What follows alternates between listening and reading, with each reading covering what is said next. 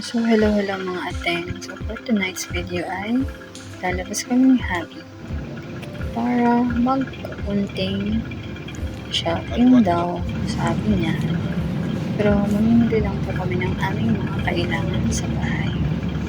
So, malapit lang naman po pala bilihan na supermarket dito sa What amin. is this?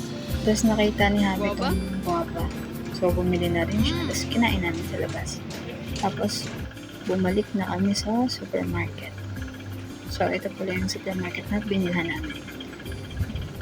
I'm not promoting this market po, pero dito po kami bumili. So, kailangan natin ng corn, kasi ibang mga gulay, like okra, at saka pala yung green peas.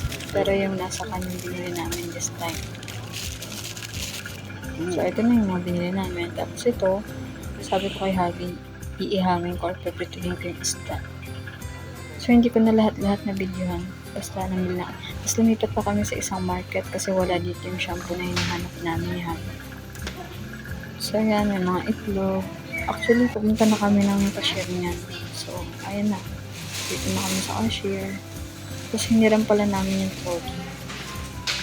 Pero kailangan ibigay yung ID kasi hindi sila nagpapahiram sa basta ng trolley. So, hindi naman po namin kayang buhatin lahat ito. So, ayan. Yan na nga isang trolley na nga yan. Tapos, si Habi hirapan pa. So, tinulungan ko siya. Naglakad ako din sa medinahan. Pinangunan ko lang siya. So, ayan. Malapit na kami sa bahay. Nagluluto sana ako ng burger yung binili namin na patty. Kaso anong oras na? So, sabi ni Habi, wag na daw. Ayusin ko na lang daw to. At bababa daw siya. Bibili na lang daw siya ng aming hapunan. Day off nga pala ni Habi bukas. So, nandito na kami sa bahay. Doon na po yung mga pinamili namin. Biyaya, alhamdulillah for everything.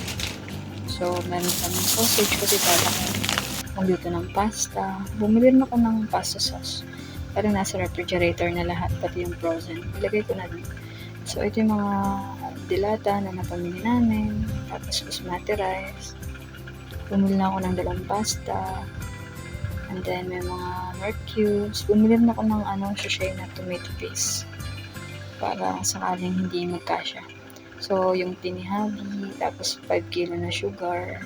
Yan, yung mga gamit namin, panlaba, panghugas ng pinggan. So, ito na lahat-lahat yun. Tapos, ewan ko kung saan bibili si Habi ng shampoo. So, yun lang. Thank you for watching, mga ate. Good night. Babush ka.